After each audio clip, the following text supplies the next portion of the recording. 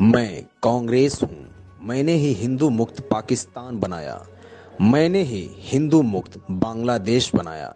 मैंने ही हिंदू मुक्त कश्मीर बनाया। मैंने ही हिंदू मुक्त आसाम बनाया। मैंने ही हिंदू मुक्त केरल बनाया। मैं ही हिंदू मुक्त हैदराबाद बनाने का सौभाग्य प्राप्त करता हूँ।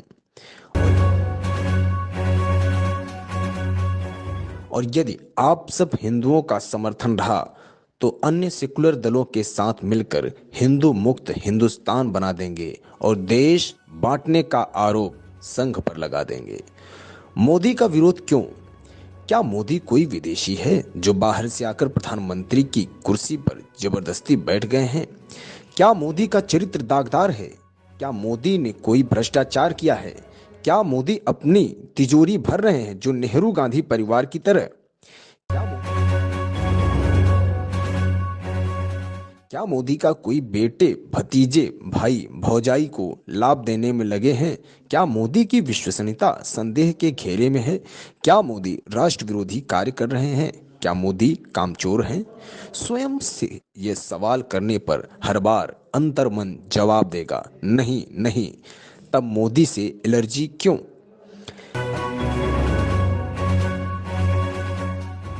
अल्पज्ञानी आरोप लगाते हैं कि राम मंदिर नहीं बनवाया, धारा 370 नहीं हटवाया, पीडीपी के गठबंधन किया, 15 लाख नहीं दिए, अच्छे दिन नहीं आए।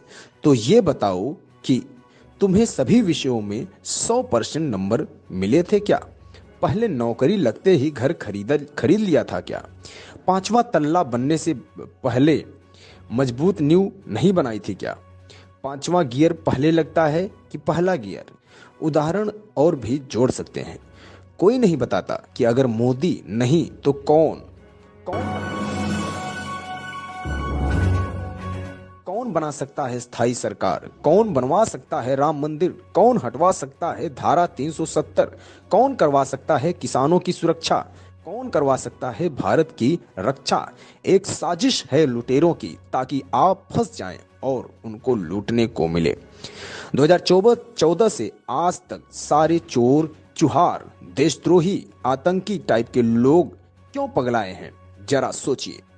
अगर आपने आज मोदी का साथ नहीं दिया तो जैसे वाजपेयी सरकार के जाने के बाद सोनिया की गुलामी 10 साल तक करनी पड़ी थी, अब की बार शायद 100 साल से भी ज्यादा करनी पड़ेगी। खून के आंसू रोना पड़ेगा। सोचिए।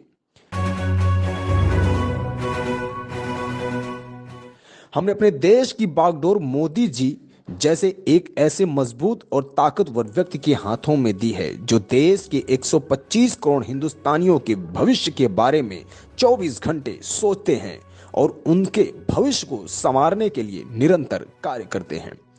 मीडिया और लोगों का विरोध सुनकर भी वो देश के भविष्य के लिए कार्य कर रहे हैं। अपने लिए नहीं, हमारे भारत के स्वर्णिम भविष्य के लिए जी रहे हैं। गर्व करें कि आप मोदी के समर्थक हैं, कोई इटली की टीम के गुलाम नहीं या चीन के का साथ देने वाली वामपंथी नहीं, न ही अन्ना हजारे के साथ भारत माता की जय बोलकर सीएम बनाने वाले और आज भारत माता की जय नहीं बोलने वाले को जायज ठहराने वाले किसी के चेले नहीं। 10 लोगों को शेयर करें ये ऑडियो। दुष्प्रचार करने वालों को तो पैसा मिलता है, देश से उनको कोई मतलब नहीं।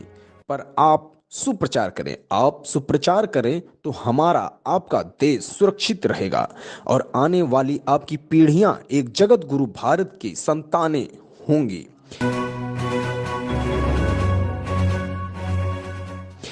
जब देश का बंटवारा हुआ तब सरकार किसकी थी? जब पाक अधिकृत कश्मीर बना तब सरकार किसकी थी? जब मुंबई पर हमला हुआ तब सरकार किसकी थी? जब चाइना ने जमीन हड़पी तब सरकार किसकी थी? जब वीर सैनिकों के सर काट के पाकिस्तानी ले गए तब सरकार किसकी थी? बोफोर्स का घोटाला हुआ तब सरकार किसकी थी? सैनिकों की वर्दी का पैसा खा गए, वो सरकार किसकी थी? सरकारों का कत्लेआम किया, वो सरकार किसकी थी? शिमला का समझौता कर देश की बेशकीमती जमीन पाक को दे दी, तब सरकार किसकी थी? आसाम में हिंदुओं का खून बहा, तब सरकार किसकी थी? कश्मीरी पंडितों को मारा गया तब सरकार किसकी थी? कॉमनवेल्थ घोटाला, कोल घोटाला, 26 घोटाला, 2G घोटाला, तब सरकार किसकी थी? दूरदर्शन के मोनो से सत्यम शिवम सुंदरम हटाने वाली सरकार किसकी थी?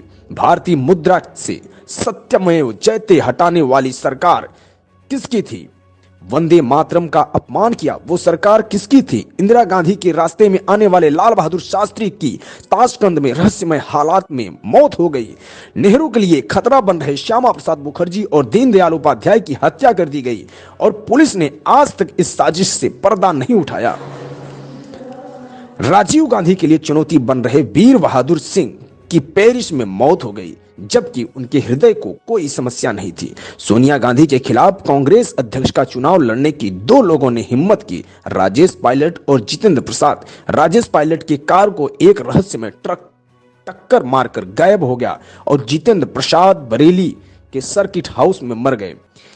इसके पहले सोनिया को चुनौती देने वाले सीताराम केसरी को पार्टी से भगा दिया गया था। राहुल गांधी के लिए खतरा साबित हो रहे माधवराव सिंधिया एक प्लेन एक्सीडेंट में मारे गए, जबकि उनका प्लेन ब्रांड न्यू था और उसमें कोई समस्या नहीं थी और किसी भी मौसम में उड़ने वाला सिस्टम लगा था। कांग्रेस और विदेशी कंपनियों के लिए खतरा बन चुके राजीव दीक्षित की मौत हो गई। राजीव भाई की मृत्यु की खबर किसी भी मीडिया चैनल ने नहीं दिखाई। मित्रों, जो भी इस परिवार के अत्याचारों के खिलाफ आवाज उठाता है उसकी रहस्यमय हालात में मौत हो जाती है। सच थरूर की पत्नी भी इस बात का